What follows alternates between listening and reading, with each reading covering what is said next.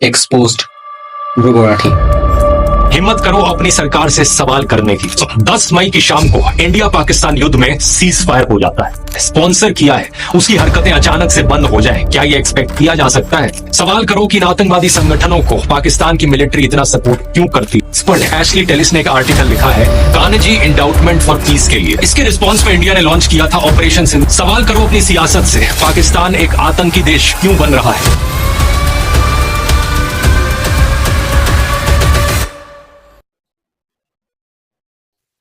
বর্তমান সময়ের সর্বাধিক জনপ্রিয় ইউটিউবারদের মধ্যে গুওয়াহাটি অন্যতম। তার ভিডিওর ধরন তাকে করেছে অন্য সব ক্রিয়েটরদের থেকে আলাদা। কমপ্লেক্স বিষয়কে সহজভাবে উপস্থাপন, ইতিহাসের বিভিন্ন ঘটনাকে সাবলীলভাবে পর্যালোচনা, সত্য উদ্ঘাটন এবং তার ভিডিওর এডিটিং তাকে পৌঁছে দিয়েছে অনন্য উচ্চতায়। তাহলে আসল প্রশ্নে আসি, এত সব গুণ থাকার পরও কেন আমরা তাকে এক্সপোজ করতে চলেছি? ওয়েট, বলছি। একটা প্রবাদ বাক্য আছে, সব রসুনের গোড়া এক।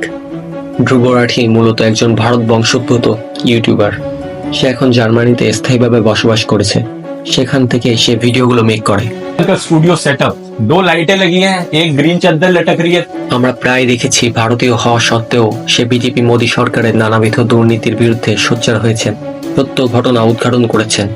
आप में से जो लोग नरेंद्र मोदी को अभी भी सपोर्ट करते हैं, उनकी भयंकर तरीके से आंखें खुलने वाली। এছাড়াও সে দেশ বিদেশের নানা অসঙ্গতি তুলে ধরেন।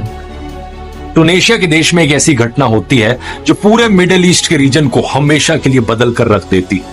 7 মাস পূর্বেও বাংলাদেশের স্বৈরশাসক হাসিনাকে নিয়ে একটা ভিডিও আপলোড করেন। सरकार ने मोबाइल इंटरनेट सर्विसेज को भी सस्पेंड कर दिया।